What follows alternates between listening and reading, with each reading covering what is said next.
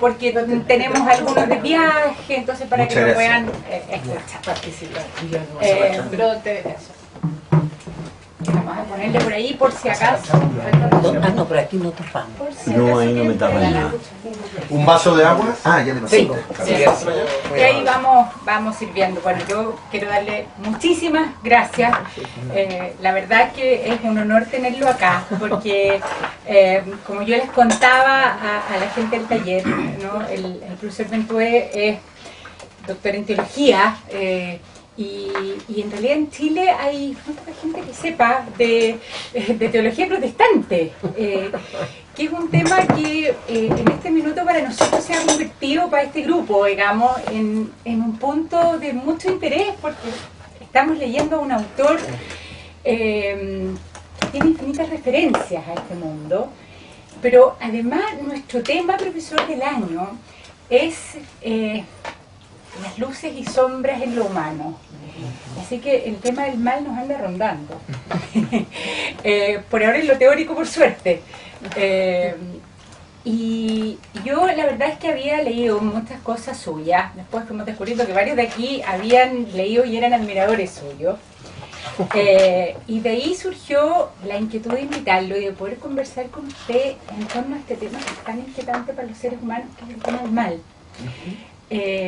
Así que muchísimas gracias por venir a compartir con nosotros esta tarde.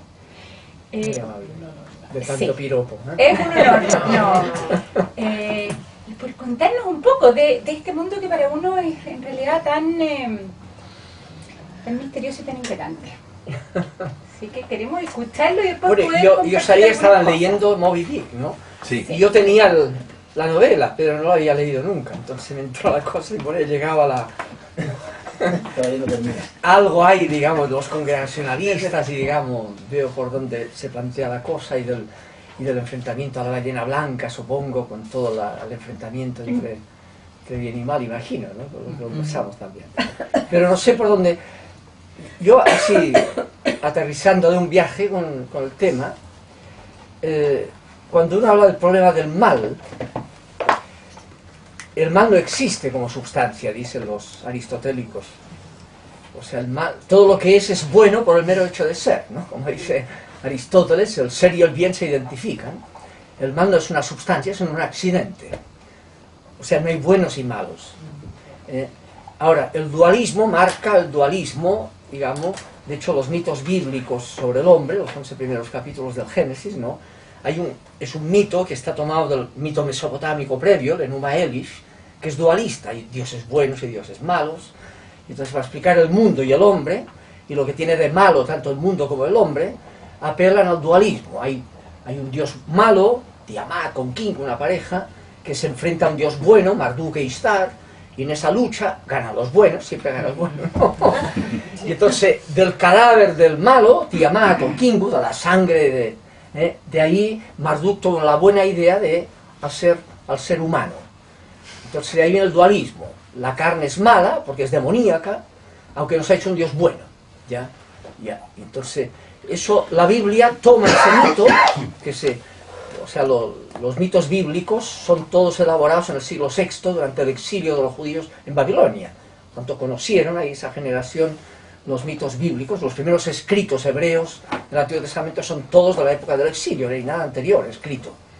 Y por tanto, la cultura mesopotámica, obviamente, que marcó, y toda la mitología bíblica es la mesopotámica reinterpretada, todos, ¿no? Y los dos grandes mitos, que es el de Enuma Elish, el mito de creación del mundo y del hombre, ese dualismo, entonces lo toma la Biblia, que hay un doble mito, hay un mito con que empieza el capítulo 1, que es de un redactor sacerdotal más académico, entonces, que quiere legitimar la pega del cura, que es el reposo sabático, el Shabbat, ¿no? Entonces ordena que Dios creó 6 y el séptimo día Dios creó el Shabbat, todos a misa, porque es la razón del ordenamiento, digamos. Ahora, acentúa así que Dios creó, todo era bueno, todo es bueno.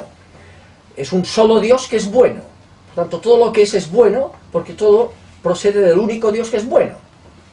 No hay ninguna sustancia mala, todo lo que es bueno, porque es criatura de Dios que solo es bueno. ¿Ya?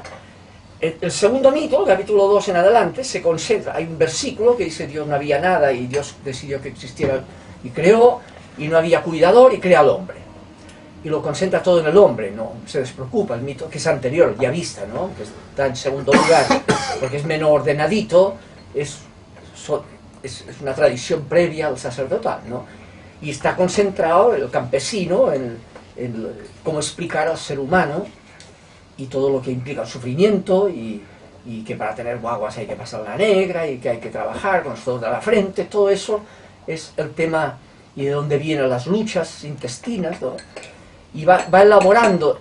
Entonces, si uno compara ese mito de creación del hombre dualista con el bíblico, el correctivo monoteísta es que Dios creó al ser humano, Adamá, significa barro.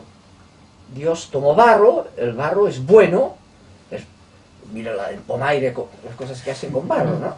Es bueno, solo que es frágil, y sustituye la malicia por la fragilidad. El ser humano, el humus, Adamá, es de barro y la embarra. Y por tanto todo es atribuirle a la fragilidad, ¿ya? Todos somos solidarios en el mismo barro y la embarramos más o menos. Y puestos en la piel del otro, capaz que la fragilidad de aquel, el ADN, lo que hoy sabemos, tantas cosas, ve a saber qué habrías hecho tú si hubieras tenido el condicionamiento frágil de que disponía Hitler, quizá habrías hecho lo mismo o peor. No es que sea el malo y el bueno, sino que somos todos solidarios en el mismo barro. Por eso no juzgues ni condenes al otro, porque te estás juzgando a ti mismo, dada esta situación, tú pudiste... Entonces el juicio siempre mira de lo que es capaz el ser humano, de las embarradas que es capaz de producir el ser humano y por tanto yo, dada cierta situación, ¿no? Y es el gran correctivo que hace la Biblia, rompe con el dualismo y se queda en el monoteísmo estricto. Ahora, la influencia mesopotámica dualista marcó tendencias dualistas en la forma de leer el Antiguo Testamento y después el Nuevo, ¿no? Que sobre todo el maniqueísmo, que influyó en San Agustín, que era maniqueo y no se convirtió nunca del todo el maniqueísmo, Agustín, ¿no? Y por eso el agustinismo marcará una lectura monoteísta, pero más o menos dualista sin querer queriendo. La materia es mala. El espíritu supone la materia es mala, y cuanto más material, peor, ¿ya?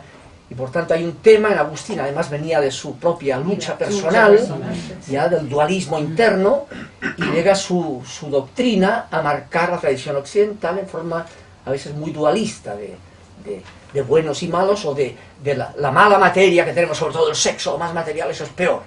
El bueno no tiene sexo. ¿Ya?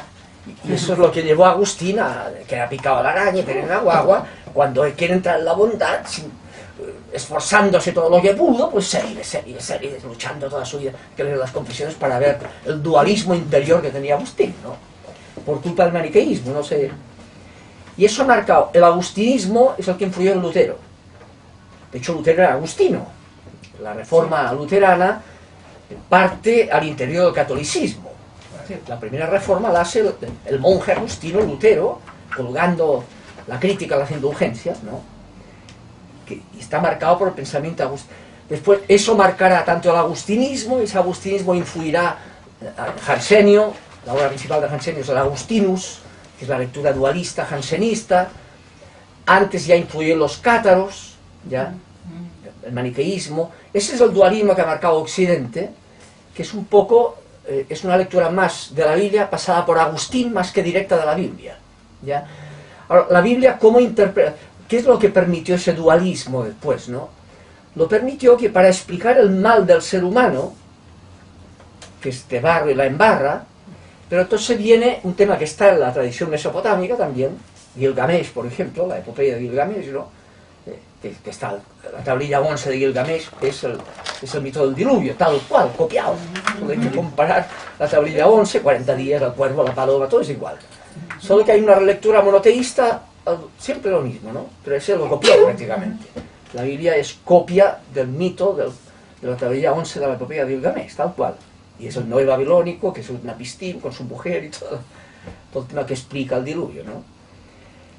Entonces, ese tema marca, entonces la forma de explicar esta fragilidad humana es el concepto que sale en la epopeya de Gilgamesh, y va vinculado al tema del mal, porque Gilgamesh es un personaje que simplemente tiene un amigo, un alter ego, ¿no? Enkidu, ¿no? Y que quieren enfrentar, digamos, el poder es lo que vale, y hacen samba canuta, hasta que llega un momento que los dioses se cabrean, porque Ishtar está enamorada de Gilgamesh y no quiere, y entonces muere el compañero Enkidu. No se lo cree Gilgamesh, ¿cómo va a morir? La muerte es noticia, siempre mueren los demás, eso no me toca a mí, ¿no? Pero cuando es el tú el que deja de ser tú, entonces yo preveo que yo en cuanto yo dejaré de ser yo. Y ahí la muerte ya no se convierte en noticia, que se aliena. La muerte está ahí. La muerte entretiene la vida de la cultura. Si tú quieres la muerte, hay canales que se derrumban. Viven de la muerte, de los demás, claro. De la noticia de la muerte. Los cabros chicos también pasan matando. Se convierte en noticia o en chiste. Y no interpela para nada, hasta que te toca tan cerca, que es el tú que deja de ser tú, o bien nos alienamos en el tema de la muerte, como apernunándola. O sea, ¿y cómo la apernunamos? Alienándola. Porque ¿cuál sería el problema de la muerte de un perro? Lo mal que se pasa en el trance de morir. Si tú con una buena eutanasia preventiva le resuelves ese problema, ya, haciendo que cuando ya habría una cosa que ya le dolería, le pones algo que le hace gozar como nunca como perro, quizá lo mejor que le ha pasado en su perra vida es el trance de morir, ¿ya? Y no ha tenido ningún problema de la muerte. El único nivel de problema es lo mal que se pasa. Si le ahorra eso, ningún problema. No hay otro. El ser humano tiene ese nivel también. A veces lo apernunamos. Mira, no sufrió nada, ni se enteró. Como un perrito, ¿no? Gracias a la morfina, que sí, ni se enteró. Creyó que era... Cuando se enteraría le quitamos la conciencia y ya queda apernunado. Resolvemos, como resolveríamos el problema, deshumanizamos la muerte. Porque lo propio del ser humano es la conciencia, que prevé que lo pases bien o lo pases mal, al trance de morir, es la nada lo que te espera. Y es el concepto de angustia. La angustia es la conciencia del absurdo de que el ser sea para no ser, ligerito y sin ninguna excepción. Heidegger, qué sé yo, ¿no? La angustia existencial. La angustia no tiene nada que ver con el dolor. El dolor es la frustración de un instinto regido por el placer. Eso es el dolor, que se resuelve, como haríamos pero la angustia radica en la conciencia del absurdo. Uno es tanto más angustiado cuanto más conciencia toma del absurdo de que sea la nada la última palabra. Ahí está todo Heidegger, ¿no? El síntoma de la nada es la angustia.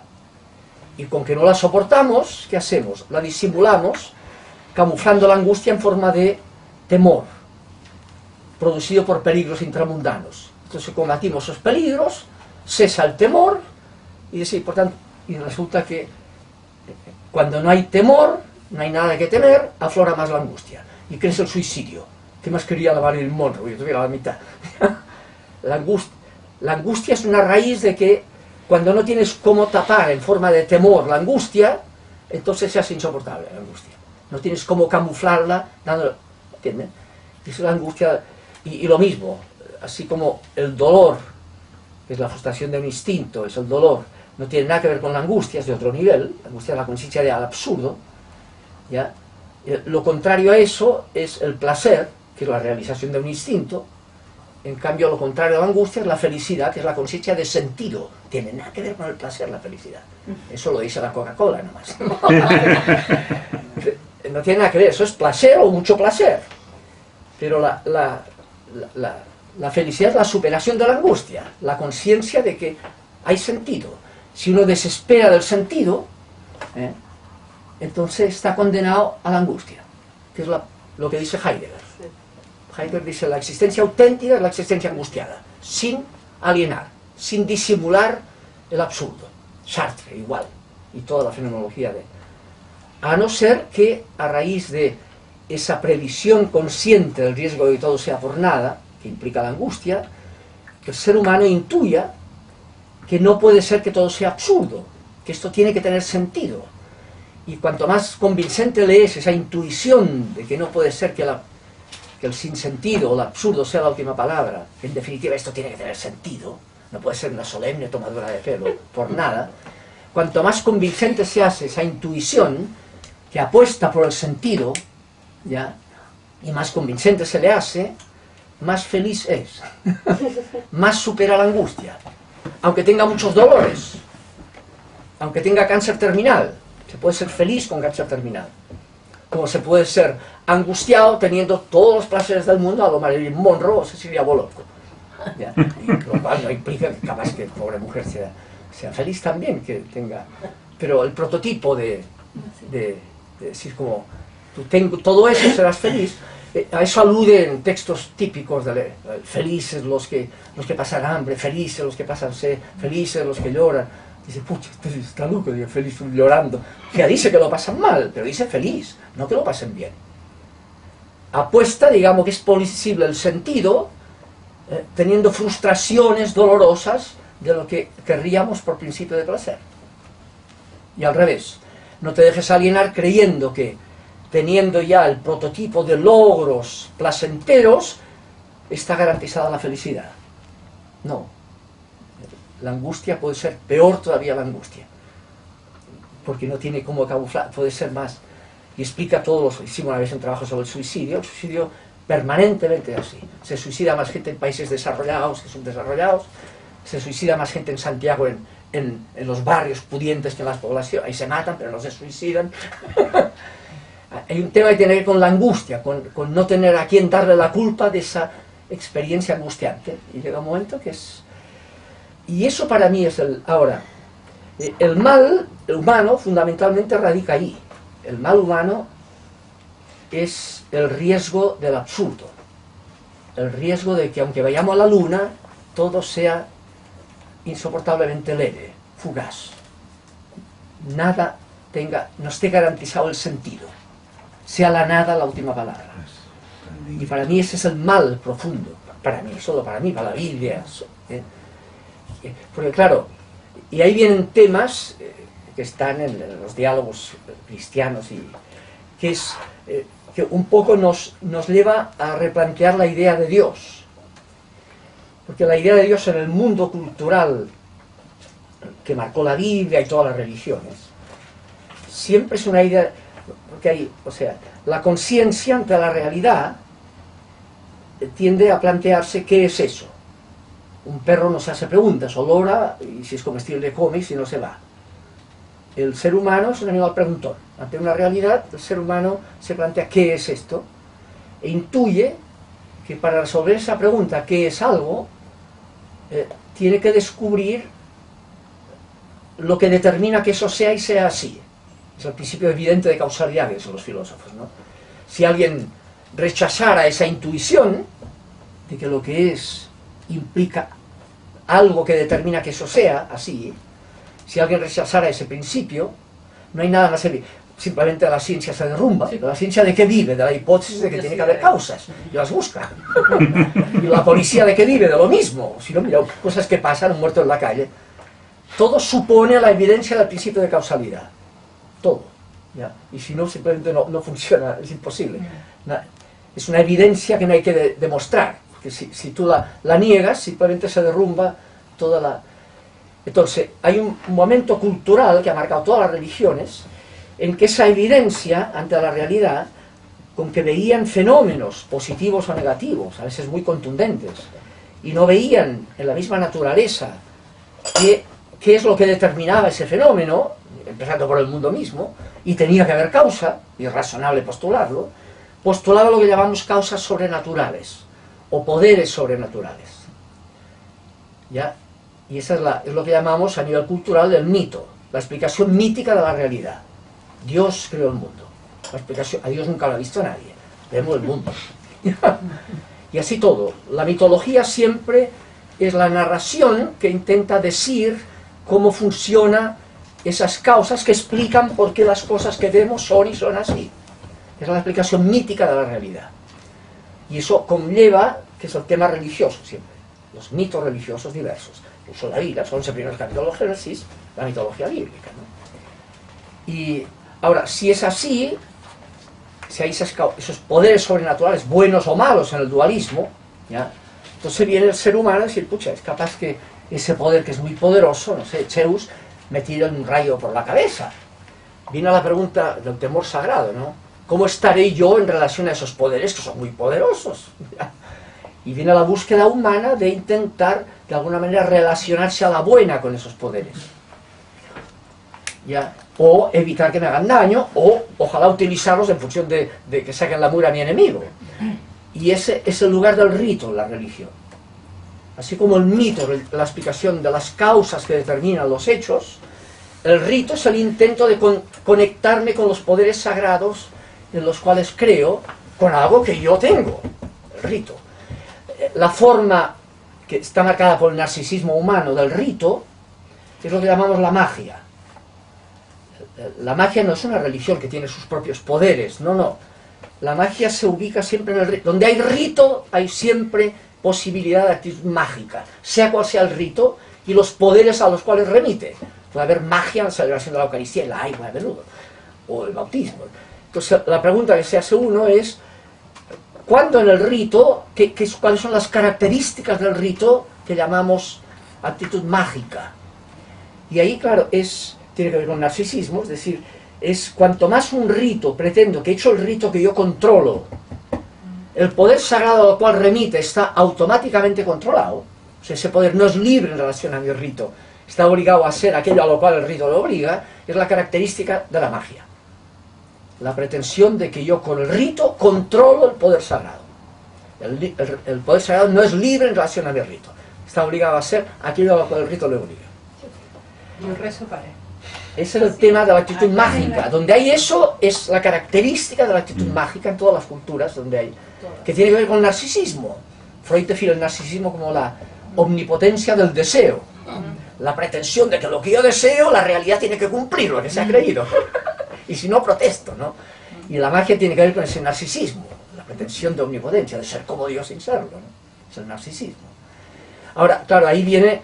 Claro, de repente hay en la cultura una pretensión de que es automático, hago el rito, qué sé yo, hay un poder sagrado maligno que produce tal enfermedad, y yo tengo el rito, y hago el rito, con la pretensión de que no le queda otra que ese poder sagrado que desalojar, y el tipo se me muere en lugar de curarse, ¿no? Y dice, pucha, ¿qué pasó? No es automático. Y quedó... Entonces la interpretación es una de dos, o es que no es automático, y por tanto, aunque haga el rito, voy a saber si el poder me dará boleto o no, el poder no lo tengo controlado, y yo pretendo que está controlado, por tanto, tendemos a interpretar el fallo por la otra vertiente, que es la falla técnica. No hice bien el rito. El rito es automático, ahora si falla es que no lo hiciste bien, por lo tanto, asegúrate de hacerlo bien. Y viene la segunda característica, es la obsesión ritual. Cuanto más obsesivo es alguien en asegurar que no hay falla técnica en el rito, y tienen los gurús y te avisan con letra roja, rúbrica, Ruber, aquí abren los ojos, aquí es tal cosa, que no haya falla técnica, más es típico de la actitud mágica, la obsesión ritual. O sea, el rito mágico nadie es libre. El poder sagrado está obligado a ser aquello al cual el rito le obliga, y quien hace el rito está obligado a cumplir, y por eso está en manos de especialistas. No sea que por culpa de que uno lo hace, no se produzca la transubstanciación. Porque dijiste ek y es ok la cosa. ¿Entiendes? Y ahí viene la obsesión ritual. Hay mucho curita que tiene actitud mágica y no lo sabe. Ya, el tema. Bueno, aquí hay debates. En eso, Lutero, el primer Lutero, todo el tema este estuvo presente en la Reforma. ¿Por qué Lutero rechazó las indulgencias? Porque era magia. En eso tenía razón Lutero. Total. En ese punto, ¿no? Es decir, ¿qué se ha creído que, no sé, la indulgencia plenaria in hora mortis, ¿qué era? En que uno iba a Roma, cumplía con las 7 visitas a las iglesias, ahora lo ha hecho más barato, va a ganarla, puedes entrar por la... Yo el otro día, cuando el 8 de diciembre se hizo el inicio del año de la misericordia, con la indulgencia plenaria, todavía son inercias que todavía están, pueden vivirse de otra manera, pero hay el riesgo mágico obvio. Entonces se ponen con que en Roma ese día del año santo abrían la puerta sacra, entonces si ahora no hay que venir a Roma a la indulgencia, sino que la iglesia tendrá la puerta sacra, y abrieron, yo fui a una, donde yo trabajo, ¿no? Y llego ahí, y entré porque llegué tarde, y entré por la puerta y la señora me dijo, no, tiene que entrar por la otra puerta, si no, no puede ganar la indulgencia plenaria. Era la puerta sacra. Y en San Joaquín, donde yo, en la Universidad Católica, ¿no? Está la puerta de la iglesia, ¿viste? Y al lado hay una puerta con flores ya medio marchitas, que es la puerta sacra. Que está... Sí, está ahí, ¿ves? La puerta lateral. Esa fue la puerta sacra. Entonces, uno se ríe, pero claro, en la época esta en que, o sea, es la falla técnica. El perdón de Dios tiene que ser cumplido de esta manera, en tal lugar, pagando todas limosnas, en Roma haciendo tales cosas. Y es lo que Lutero dice, pero esto va contra la soberanía, contra la libertad de Dios. Ya, eso pretende que tenemos controlado a Dios. Y por eso rechazó la confesión. Dice que se ha creído el curita que él controla. ¿Te dejo entrar? Te dejo entrar. ¿Dejo que Dios te perdone o no te dejo que te perdone? Porque, ¿entiendes? Cuando el Papa ahora en esta última documento acaba de salir, yo no lo he leído entero, pero he ojeado lo que me interesaba, ¿no? Y al final que había el debate de si las divorciadas vuelven a casar, pueden comulgar o no, él no se mete muy agudamente. Lo que dice, pero no lean, no es magia la cosa, digamos. Y dice, lo que sí dice en una expresión, dice, sepan los divorciados vuelven a casar que no están excomulgados, por favor. Y lo dice tal cual. ¿Ya? ¿Me explico? Aunque no comulguen, no por eso están excomulgados, están fuera de la gracia. ¿Ya? No es magia, no tenemos controlada la gracia de Dios, ni el cura, ni el Papa, ni nadie. ¿Ya? La gracia es gratuita, Dios la da. ¿Ya? El Lutero rechazó, digamos, el control, y es la crisis de las indulgencias, de que el perdón de Dios suponía todo aquello. Además había un negocio tremendo con lo que había en ese momento, y en ese punto, claro, Lutero, pero después ya la cosa tomó un bien, eso es un aspecto en el tema del protestante, ¿no? Y en eso Lutero, y de hecho después Juan Pablo II y otros le han dado la razón, dije, pucha, estaba mejor Lutero que el Papa en ese momento. En mejor teología Lutero que el Papa, sin duda, ¿no? Como antes con la Iglesia Oriental Ortodoxa, el siglo XI también, estaba mejor Fosio que el Papa, en el tema de no entender la Iglesia como una monarquía absoluta, sino como patriarcado, como hermanos en el episcopado, ¿no? Pero bueno, son temas que han producido rupturas con mucha culpa de la Iglesia Católica, en su instancia, ¿no? Con mucha culpa del poder, de los seres humanos, de que no me toquen el poder, que lo que está, el debate que tenemos ahora en la Iglesia Católica es un tema de poder, eclesiástico, pero poder.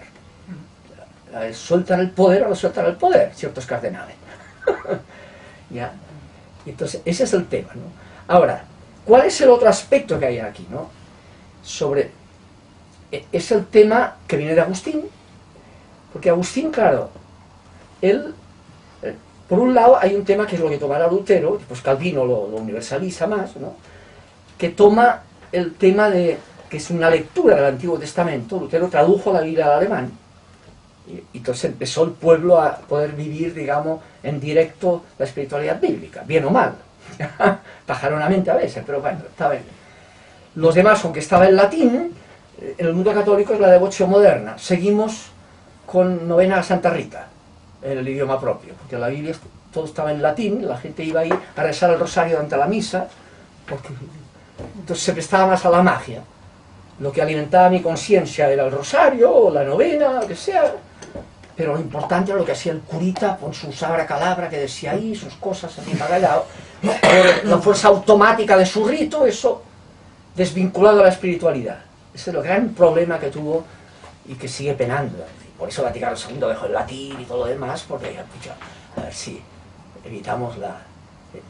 Ahora, la lectura bíblica del Antiguo Testamento llevó a Lutero también a darse cuenta, en la lectura agustiniana de la Biblia, que, porque Agustín, la pelea en la época de Agustín, en el norte del África, es contra otro africano, que es Pelagio, que era un monje, ¿no? Y Pelagio también, con una cierta categoría mágica, de control mágico, no era el rito, sino las obras éticas.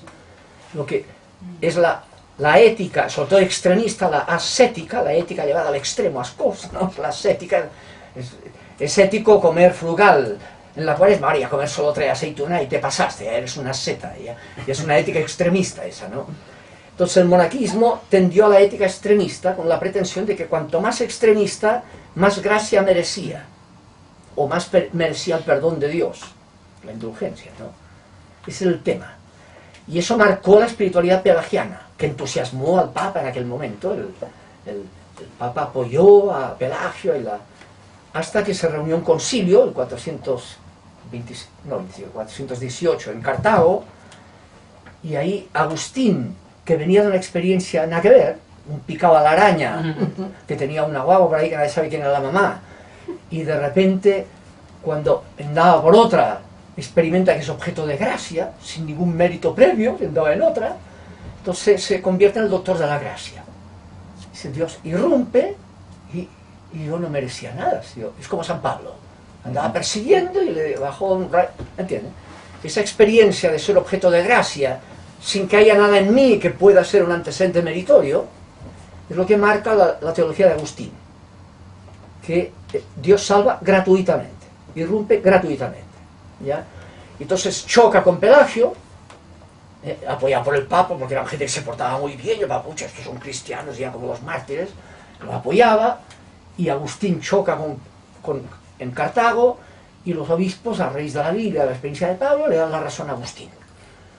Y es dogma cristiano, no solo católico, sino cristiano, en el siglo V, antes de que no son las obras las que dan la gracia, ya no tendría gracia. La gracia es gratuita. La gracia es primera, no es segunda. La ética es consecuencia de la gracia, no su causa. Descubre que eres objeto de gracia incondicionalmente y trata que eso motive en ti la libertad de decidir como consecuencia en la línea de la gratuidad. ¿Ya? Cuanto más descubras que eres objeto de gracia, más motivará en ti la capacidad de éticas de gratuidad como consecuencia. No pongas condiciones previas. Lo que está en juego ahora con el Papa también. No es una aduana, dice él. No seamos pelagianos. ¿Ya? Es gracia. Eso lo tiene Agustín. Ahora, el punto de Agustín es que entonces viene, bueno, pero esa gracia, con que es gratuita, Dios la da a quien quiere. A uno se la da porque Él es libre, es gratuito, nadie la merece. A quien quiere darla a Dios, la da, y a quien no quiere darla, no se la da. Y ahí entonces vendrá toda la especulación desde Agustín, toda la Edad Media, criterios para saber si a Dios me da la gracia o no me la da. Que es el concepto de predestinación. Dios, aquel a quien quiere acceder a la vida divina, gratuitamente, a su vida, a eso le da la gracia. Y haga lo que haga, accederá a la gracia. Tendrá al final, Dios se las arreglará para que... Entonces, eso estaba en parte en la lectura de las indulgencias. Yo me acuerdo de niño, que un jesuita de otra onda, ¿no? Pero para asustarnos, y nos asustaba, la verdad, nos contó, me acuerdo, que había un hombre, como para decir, esto de la indulgencia plenaria no era muerte, era una indulgencia, pero dice, y claro, tú la ganabas, nosotros ganábamos la indulgencia con 9 primeros viernes de mes seguidos, o 5 primeros sábados, más barato, ¿no? Entonces 9 primeros viernes, confesándote, haciendo las cosas así, con paciencia, 9 primeros, llegaba el 9º, terminaba, ya mal que le pese a Dios tendrá que dejarme entrar. Indulgencia plenaria, in hora mortis. Uno escribió directo al cielo. In hora mortis. Entonces dio la P porque ahora... Y nos contaba como para decir, pero no, o sea, miró lo que pasó a este caballero, dice, tenía el escapulario, in hora mortis, todo con el Papa, daban incluso del Papa, certificado del Papa de indulgencia plenaria in hora mortis, ¿no? Como decir, mire, aquí me va a dejar entrar, mal que le pese, tiene que dejarme entrar, Rompe fila. Es automática, esa magia automática. Y él nos decía un caballero que tenía la indulgencia plenaria in hora mortis, y luego se dio a la buena vida, ya, y llegó el momento de los que hubo, y empezó de repente, tenía el escapulario, a hincharse del cuello. Y se le fue hinchando hasta que rompió el escapulario y ahí se murió, se va al infierno. Si hubiera resistido el escapulario, se iba al cielo. Pero, ¿entiendes? Pero para decir, el tema de la conciencia mágica, que el mundo judío tendió, y ahí lo tomó Lutero y Calvino también de la Biblia, una lectura de la Biblia se presta a convertir no los ritos como control automático, sino la Torá, las prescripciones de la Torá. El que cumple toda la Torá, ese es justo, y cuanto más la cumples, más justo eres. ¿Ya? Y ese es el rechazo de Jesús, es la libertad. Dios quiere el corazón, no las formalidades de la Torá, es antimágico Jesús. ¿Ya? Y por eso lo mataron. Porque afectaba los elementos de control propio de la magia a nivel de leyes o a nivel de obras del tipo que sea o de ritos, ¿no? Siempre se nos cuadra eso. Es el tema. Y ahí viene, entonces el Agustín marcará, que es el tema, el debate principal, hasta Trento, desde Trento y en adelante, será el concepto de la doble predestinación. ¿Hay o no hay doble predestinación? Y si hay, si Dios ha predestinado a algunos a que cuando mueran sean asumidos en su vida divina y a otros a dejarlos fuera, ¿ya? ¿Con qué criterio yo puedo esperar que estoy predestinado a ser salvo? Y ahí venía todos los criterios de predestinación. Agustín, por eso explica Agustín y toda la tradición agustiniana, pues la pentecostal, el único criterio de predestinación no son los diplomas de indulgencias, ni si te has confesado con el curita, tira todo por la borda, es los criterios de predestinación de la tradición medieval, los tira todos por la borda. Y claro, la lectura católica es, este está en el infierno, si murió excomulgado. ¿Entienden? Y él dice, los que no tienen idea son los demás, ¿no?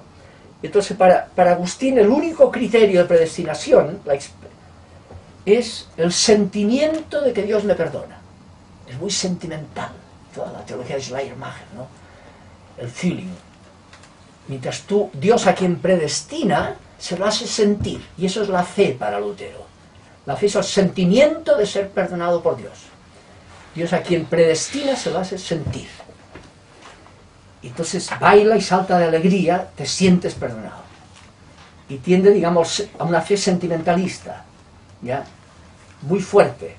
Eso hay que leer incluso en el mundo pentecostal, las radios, siente que Dios te ama, etc., hasta las lágrimas, y baila y salta, y somos predestinados. La fe como sentimiento de que Dios me perdona. El Concilio de Trento, en ese punto, rechazó en forma muy aguda, muy sutil. Dice, pero a ver, le tira, dice, pero el sentimiento es una obra psicológica también, ¿eh? Tiene que ver con el ADN eso del sentimiento. Dice, por tanto, el que es fome por naturaleza señala que no está predestinado. ¿Ya? Y le pone el dedo en la llaga, dice, no, la fe no pasa por el sentimiento, la fe pasa por la conciencia. Lo sientas o no lo sientas, ¿no?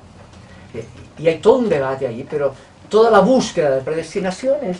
Ahora, Trento, el Concilio de Trento, en ese punto es la ventaja católica, creo yo, en relación al punto protestante, y es que el Concilio de Trento rechazó la hipótesis de la doble predestinación y se apartó de Agustín en ese punto, porque rechazó, dice, sea anatema si alguien dice que Dios ha predestinado a alguien a quedar fuera.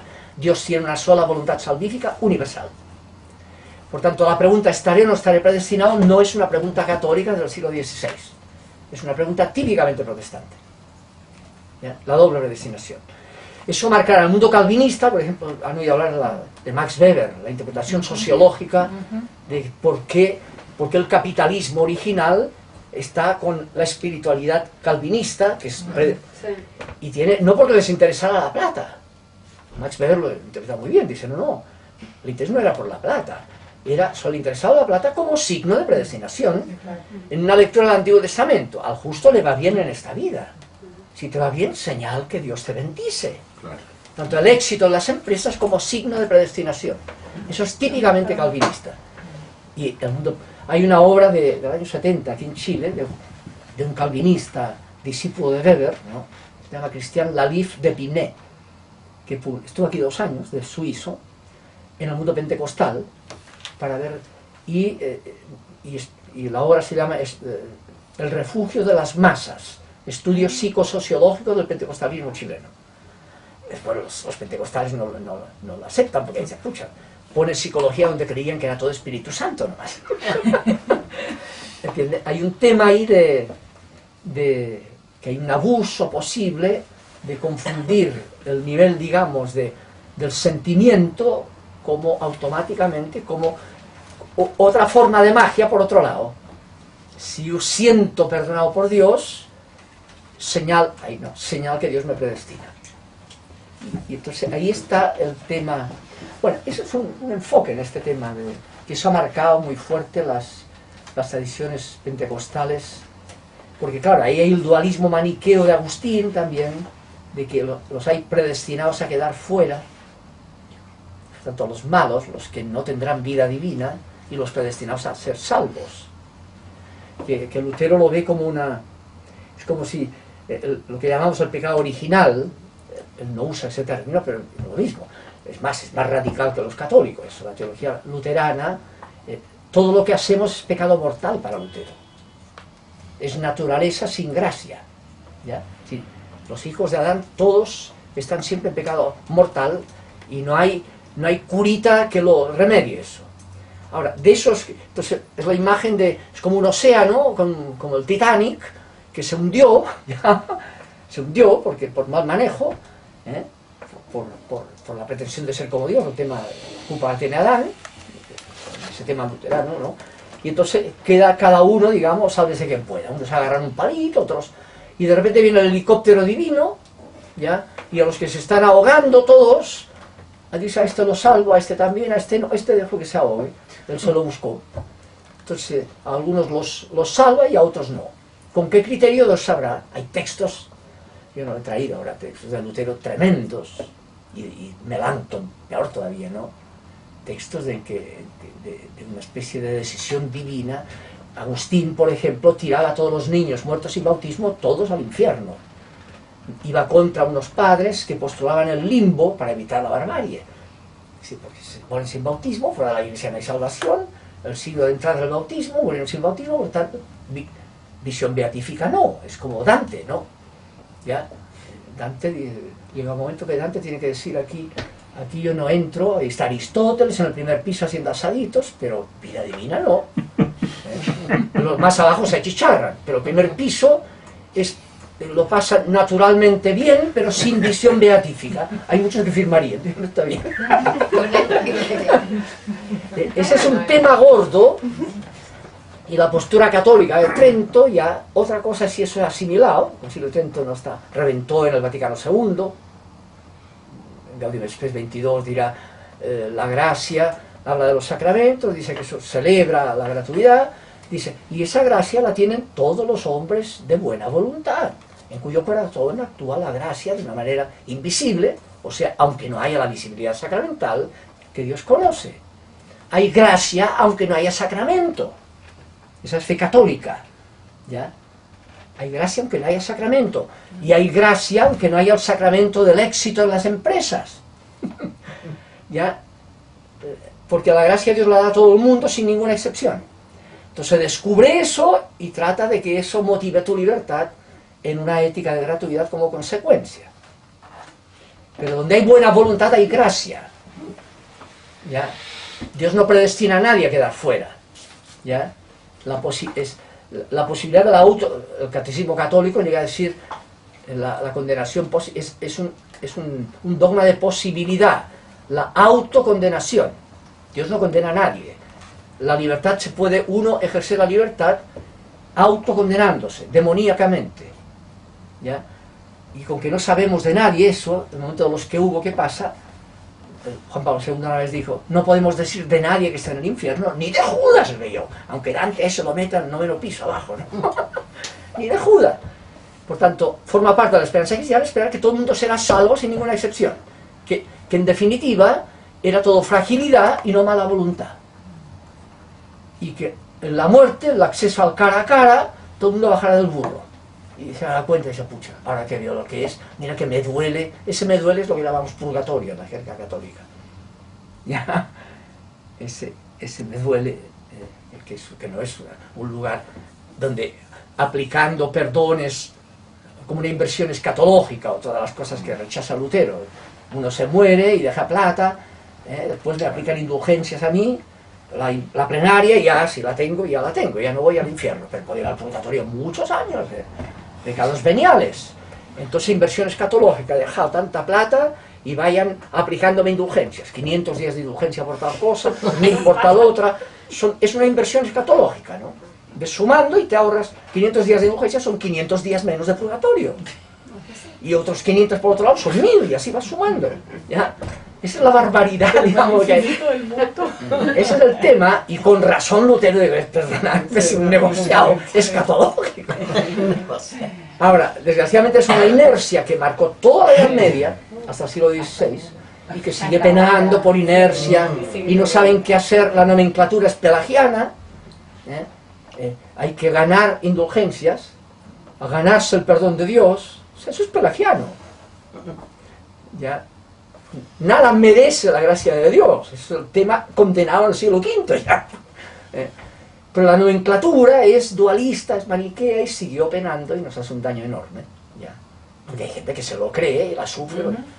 Y cuando el Papa ahora esto, hay mucha gente de iglesia divorciada y vuelta a casar, que de repente se les prendió la ampolleta cuando ya estaban con un tercer marido, un segundo, ¿no? Y entonces ahí creen en lo de la gracia, en la misa, resulta que no pueden comulgar. Están en pecado mortal y no pueden recibir la absolución. Van al curita y el cura, si está divorciado a casar, le dará una bendición, pero no la puede absolver. Y si la absolución es el rito que garantiza la gracia, pues no les puede dar la gracia. Y a veces hacemos la barbaridad cuando un moribundo se está muriendo, divorciado, vuelto a casar, y viene el curita, oye, esa es tu situación, ahora te estás muriendo, bueno, ¿te arrepientes? Sí, me arrepiento. Y quiere su familia de la segunda ahí, me arrepiente, nunca más, y resucita, tiene que volver, obviamente. Es una hipocresía total. Por culpa de la magia. Y eso le dice el Papa, la gracia, o sea, tienen la gracia aunque no haya el sacramento, nadie está excomulgado de la gracia. Es un tema que parece una frasecita, pero es muy fuerte. Eso implica un correctivo radical en la misma iglesia, ¿no? en la forma pastoral y todo lo demás. Y aún así, la perspectiva católica que le permite eso es que Dios no ha predestinado a nadie a quedar fuera. Eso es la ventaja católica en relación al mundo protestante, que sí que cree que hay predestinados a quedar fuera. Y ahí viene, entonces, y el mundo pentecostal tiende a eso. Los buenos, los que están con uno, señal de bendición. Los que no, o testigos de Jehová, te llegan a la casa y son 122.000 o 120.000, pues capaz que estés en el cupo todavía, ¿no? Por si acaso, ¿no? Pero al final la mayoría queda fuera. Esa barbaridad, digamos, selectiva, es lo que el Concilio de Trento rechazó. Ahora, quedó penando muchas cosas. Bien, eso es un enfoque, no sé si sirve o no. Extraordinario. Pero lo dejo a la tertulia. Sí. Porque eso es que, hablando del problema del mal, hablando de eso, alguien diría, pucha, pero eso es un mal, igual ¿dónde está el problema? Yo quiero agradecérselo porque me parece extraordinario como lo ha planteado Antonio. A mí siempre me ha producido un choque imaginarme a este Dios contador auditor, digamos, con una calculadora, digamos, transando días de... Activos y pasivos. Claro, activo y pasivo, ¿no? Le cambio tantos días de oración por... como los inspectores de colegio, ¿no? Entonces, tanta asistencia, ok, qué exonerado de tanto, ¿no? Me parece tan chocante, tan... no me ha logrado calzar nunca con la imagen de Dios, ¿no? Es lo que dice este Me Papa, parece una brutalidad. la iglesia no es una aduana, esas Claro. frases son eso, ¿no? De hecho, digamos, hay un texto creo que lo hemos leído acá en el taller, yo se lo he dado, del Papa Ratzinger, sobre el infierno como la incapacidad de amar, a propósito del absurdo, ¿no? Que tiene tanto más sentido en relación a esto, ¿no? Porque ese es un Dios de una denigración, me parece, pensar en un Dios que computa las cosas de esa manera. Entonces, este Jesús antimágico, como usted lo está planteando, me parece que es interesantísimo, porque yo creo que muchas veces esta pseudo catolicismo que nos enseñan en realidad se parece más al protestantismo y hay una confusión. Y la relación que usted hace con los pelagianos y con esta confusión que viene del maniqueísmo agustiniano, me parece que aclara profundamente, o sea, creo que es extraordinariamente interesante, ¿no? Pero quiero abrirlo, que lo podamos conversar, porque Es que yo pensé bastante en el pasaje del Evangelio donde están los tipos los jornaleros que van a trabajar. Entonces el que llega a las 8 de la mañana y trabaja hasta las 5 de la tarde, y uno que llega a mediodía, y otro que llega, no sé, a las 4 de la tarde, y el tipo que entra en los últimos 5 minutos. Y cobran igual. Y a todos les pagan lo mismo. Entonces está tan metido en el ser humano que eso es injusto, porque yo trabajé todo el día y este tipo acaba de llegar y cómo va a ganar lo mismo que yo. Entonces Ahora es O una el hijo parábola... pródigo. Exacto, es la misma punta del hijo Claro, pródigo. entonces lo que usted dice de la gracia, en que están todos llamados y que Dios no actúa con nuestros esquemas. Es que ahí en esa parábola, bueno, son las raíces de por qué se rechazó el pelagianismo en el concilio del siglo IV. Los concilios son magisterios que se basan en explicitar el significado de la palabra revelada. ¿Y en qué se fundan para concluir que es gracia? En ese tipo de textos, ¿no? Claro. Porque claro, ¿qué hay ahí? Hay, en el fondo, ¿cuál es la moraleja de esa parábola? La moraleja es que el que trabajó primera hora no ha merecido la gracia, si es don para ti también. Está contento, trabajarías toda la vida y no merecerías la vida divina. Es como el hijo mayor, dice, pucha, dice, He hecho todo bien. si tú eres hijo por gracia igual que el pródigo, y está contento que este desgraciado, aunque sea a última hora, se enteró de que es objeto de gracia igual que tú. Tendrías que estar con... Es la lectura de que no es el mérito. Toma conciencia de que lo fundamental es gratis. Regalo. ¿Ya? Y ese es el significado. ¿Ya? Ahora, hay textos, obviamente, que se prestan a que esa gratuidad es selectiva, que es lo que dio pie, digamos, que Agustín mantuvo una gracia. Sí, primera, pero selectiva. Claro. Con doble predestinación, porque hay textos que tomados aisladamente se prestan a eso. Son muchos los llamados, pocos los escogidos. No entrará un rico en el ojo del Claro. camello. Todos esos textos, la Biblia siempre tomada sin el meollo, siempre se presta, todas las herejías se fundan en la Biblia, igual que los dogmas. La parábola de los talentos Son va en otro sentido. Exactamente. Bueno, la de los talentos también. La de los talentos es el que tiene uno lo retan, también es lo mismo.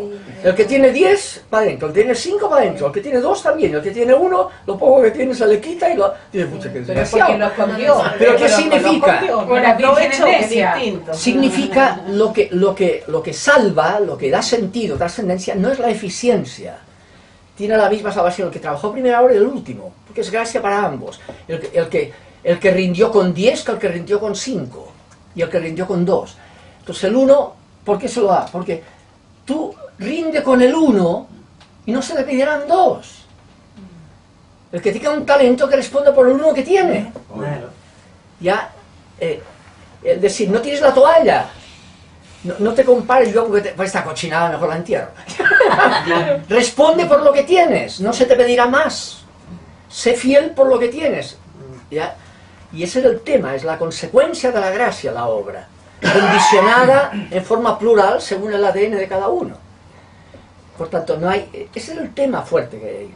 ¿Ya? Yo quería hacer una pregunta de un capítulo en realidad, que es un capítulo en que se llama Moby Dick, en que Ismael vuelve a relatarlo No sé como si el de el cambio primer- todavía lo diga.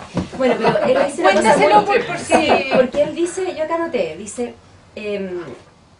es raro porque se inicia de nuevo en primera persona y dice, yo Ismael formé parte de esta tripulación, mis gritos se elevaron con los demás, en la parte en que hacen un juramento con el capitán, mi juramento se mezcló al de ellos.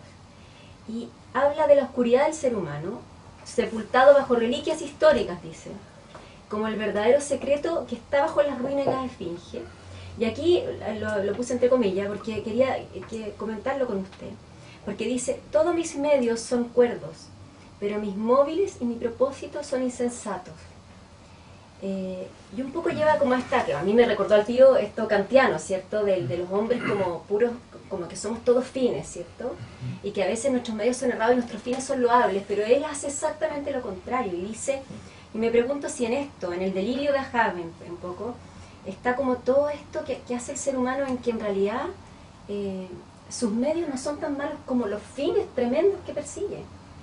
Y entonces es como una mirada tan autodestructiva y tan pesimista. Sí, sí. Bueno, eso no sé si hay les recomiendo una lectura, que es la carta de San Pablo a los romanos, el capítulo 7 y el 8, que es justo eso. El 7 es de una forma casi para pegarse un tiro, en Pablo, que habla de él, pero habla del ser humano en cuanto tal, ¿no? Que es el tema de la carne para él, o sea, la fragilidad, la fragilidad humana. Dice yo, porque yo ya veo, tengo conciencia de lo que debería hacer, pero no me sale, y hago al revés de lo que yo veo. Y va describiendo la fragilidad, digamos, que contrasta con lo que la conciencia ve y yo debería. me doy cuenta, pero no me sale, estoy... O sea, eso de no hago el bien que quiero, sino el mal que mal no que quiero. no quiero, eso es lo que hago. Y acaba, ¿y quién me liberará de ese cuerpo de muerte, digamos? Que eso a todos nos Y entonces viene el pasa. capítulo 8, y el capítulo 8 es uno de los fundamentos más fuertes de la lectura luterana, precisamente, ¿no? Que es un himno a la gracia, ¿no? Pero gracias sean dadas, y un capítulo, digamos, el Espíritu, nosotros no sabemos cómo orar, pero el Espíritu que está en nosotros, Él sí sabe, y Dios acoge al Espíritu de Él que está en nosotros, aunque nosotros... Y acaba, ¿y quién me liberará de...? Dice, ¿quién podrá liberarme de este designio? Ni la muerte, ni la vida, ni los ángeles, ni la tempestad, nada podrá apartarme del amor de Dios revelado en Cristo Jesús. Chao. Y eso vale para todo el mundo, esa es la diferencia de la predestinación elitaria, ¿no? Que todo el mundo puede sentirse reflejado en ese doble capítulo, como lo de Moby Dick, ¿no? Sí, sí. Que es porque claro, todo lo que tenemos, no hay ninguna sustancia mala, todo es bueno.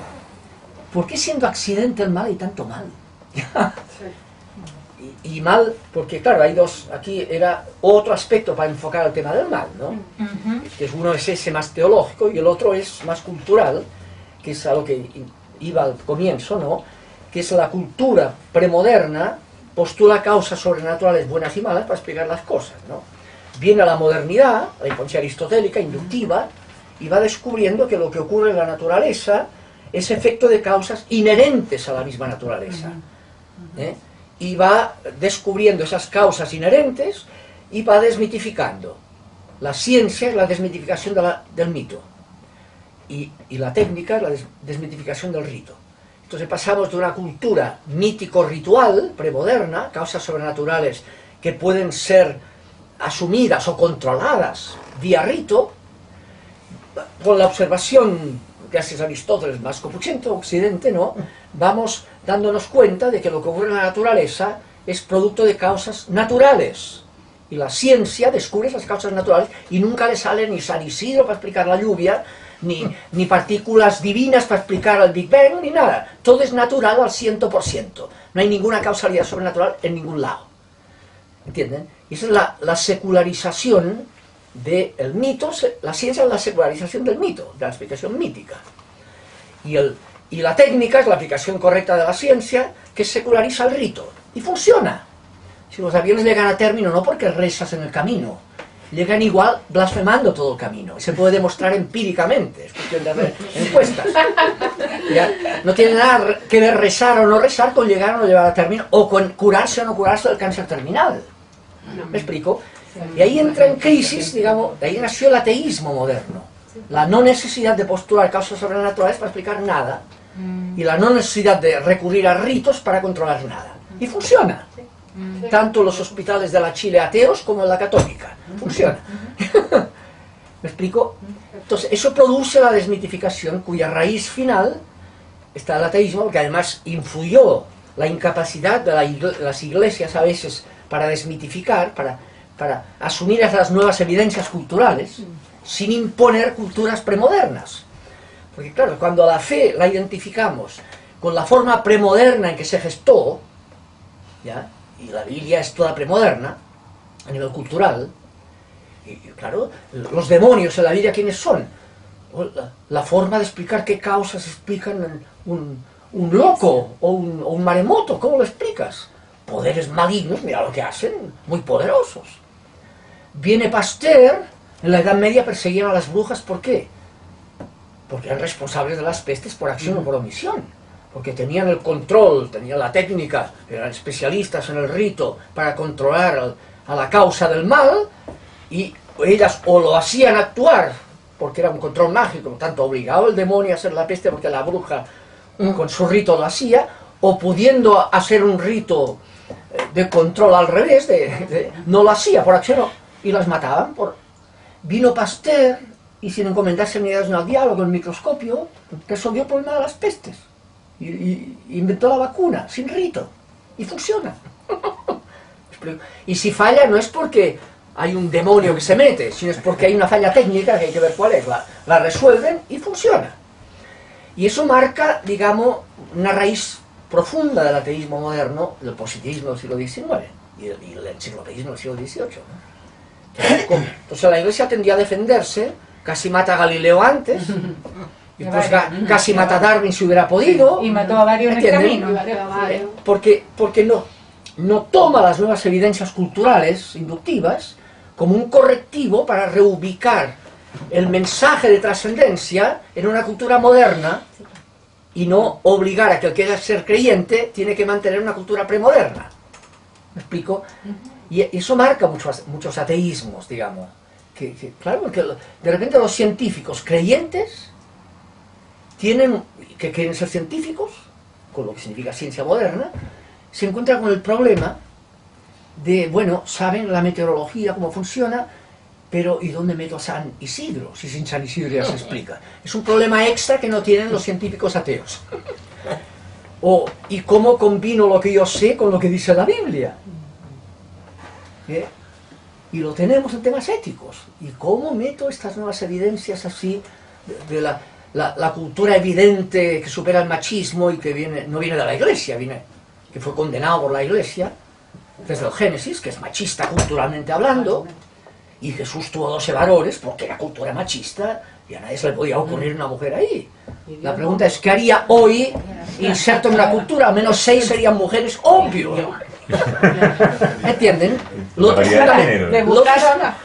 es fundamentalismo, es coincidir, es una serie hermenéutica, identificar la fe con los condicionamientos culturales en que esa fe es expresada. ¿Me explico? Y ese es el tema de la tarea, es hermenéutica, es cómo reubicar, inculturar la fe en una cultura que no es aquella en la cual se expresó la fe. Con la geografía bíblica, la católica suspendería a todos los alumnos. Y con la astronomía bíblica peor. Estamos mejor informados nosotros que la gente de la Biblia. En lo que la Biblia no pretende informar, pretende transformar. Ya. La información es autónoma, son procesos autónomos. ¿Cómo en esos procesos, digamos, se descubre aquello que pretende la Biblia, que es dónde metemos el sentido, la trascendencia? En la autonomía cultural, premoderna, moderna, posmoderna. Y ese es el tema. Y el tema del mal, esto se va, y para dejarlo, el tema del mal incide en eso. Que el tema del mal, ¿de qué nos viene? De un concepto de Dios como causa. Si Dios es omnipotente, causa omnipotente, ¿por qué no actúa cuando debería actuar? Yo con la omnipotencia mando los maremotos mar adentro. Y pucha, llegan ahí, se regodean, ¿y por qué no actúa? Por acción o por omisión, Dios es responsable del mal. ¿Entiendes? No, la culpa la tiene el hombre, pero ¿qué culpa tiene el hombre? Los dinosaurios se mataban mucho antes que Adán y Eva, digamos. ¿Entiendes? Es un problema que está... un problema estructural. ¿Qué ocurre con todos los desastres en que hay la libertad? Y cuando hay la libertad, uno lee Freud o cualquier psicoanalista y dice, pucha, la libertad es condicionada, digamos. ¿Por qué una libertad tan condicionada puede hacer tantos desastres? Y si Dios es omnipotente, ¿por qué no le para el carro a Hitler de una vez? ¿Dónde estaba Dios? Decía el Papa. Nos obliga a cambiar el concepto, la idea de Dios. Dios no es causa de nada. El mundo es autónomo, para bien y para mal, al 100%. Y en ese sentido hay el concepto de Dios, incluso filosóficamente, Aristóteles diría, Dios no es poderoso, Dios no tiene poder, poder es potencia. Dios es puro acto, puro acto, es un acto eterno. No está abierto a actuar posibilidades que no las tenga en acto, ya no sería Dios. El mundo es potencia y acto. El mundo es acto, y cada uno es acto, lo que tengo ahora estoy aquí en acto, pero como posibilidad, como potencia, podría estar en otro lado. Y puedo amargarme porque entonces viene la competencia o la compotencia, es que si es una polola la que está ahí, hay otro que tiene la posibilidad de la misma polola y son 3, y ya vienen las luchas de poder. A ver, la competencia para actuar esa posibilidad que también la tiene el otro, a ver quién actúa a costa del otro esa posibilidad. Y el mundo funciona por competencia, en que el más fuerte se impone a costa del más débil. Y eso es porque el mundo... ¿Entendí eso de que Dios es puro acto? Acto significa que es inmutable. Eso es, O sea, no le puedes pedir que tenga algo porque ya es acto puro. ¿No? Acto eterno significa que Dios no puede ser nada que no lo sea en acto, ya no sería Dios. Claro, no está en potencia. Por eso dicen es inmutable. Ahora, uno dice, pucha, qué Dios fome. es eterno. No tiene Y ni por lo tanto, principio ni no- fin. Claro, Eterno por lo no tanto, significa puede intervenir infinito. en algo que venga. Está Dios no actuando- es ni finito ni infinito. Hablar de finito, infinito, por ejemplo, el mundo budista, hindú, el tiempo es infinito, es circular. Es el ciclo infinito de reencarnaciones. Y si algo busca el mundo hindú y budista es ¿qué hay que hacer para no reencarnarme más, por favor? Sí, porque Y uno diría, llega a Occidente y dice el yoga. El yoga es una disciplina que hay que hacer para desapegarse del karma y así en una de esas dejar de reencarnarme, dejar de existir. Por eso Buda dirá, existir es sufrir, primera noble verdad. Dice, pucha, ¿por qué? Es el tema metafísico. ¿Por qué? La raíz del sufrimiento, ¿cuál es? El deseo. Segunda noble verdad. Y por lo tanto, tercera noble verdad, si quieres dejar de sufrir, deja de desear. Aquí diría, ¿quieres dejar de sufrir? Tome Coca-Cola. ¿Entiendes? Dice, no. Por ser Occidente está condenado a sufrir, nunca será feliz. Buda descubre que lo que hay que hacer es asumir el acto eterno. Mientras tú, el mal, ¿qué es? Es una carencia, no es una sustancia. San Agustín define el mal como carencia de bien. Todo lo que es bueno por el mero hecho de ser, en acto. Lo que ocurre es con que ese acto no agota todas las posibilidades. Cuando yo tomo conciencia de que lo que soy es carente de una posibilidad de ser que no la soy, experimento lo que soy como carente de algo que podría o debería tener y no lo tengo. Y me siento mal. Experimento eso que soy como mal, como carente. ¿Ya? Si tú no metes la diferencia entre la potencia y el acto, simplemente no sufres. ¿Ya? Y ese es el tema del budismo. Y es el tema del cristianismo también. El que está en lo que Dios es indiferente con respecto a que yo seré más feliz cuanto más plata tenga, más poder tenga. Eso es la bienaventuranza, que descubra el reino relativo. O sea, y si era feliz Teresa de Calcuta, así, pucha, y sin Coca-Cola y sin nada, ¿cómo va a ser feliz? No. Bueno, la felicidad es la conciencia de sentido. De un sentido de tal plenitud, de tal calidad de sentido, que le resbalan todos los falsos sentidos. Relativiza todo. Es la gran teología de la relatividad. O sea, la teología ha de ser de la relatividad, porque es monoteísta. Una cosa es el relativismo, que es nietzscheano, que aporta Nietzsche. Sí. Y de eso se quejaba con razón Benedicto XVI, el relativismo, pero hay que distinguir. Todos los místicos son relativistas, empezando por Jesús. Por eso lo mataron. Por relativizar lo que decían, esto es absurdo, eso no se toca. Por relativizador, todos los místicos, ¿no? Todos los que van a fondo. Entonces, Nietzsche, ¿qué hace? Con que Dios no hay Dios, no hay absoluto. Entonces dice, ¿cuál es el criterio de la ética?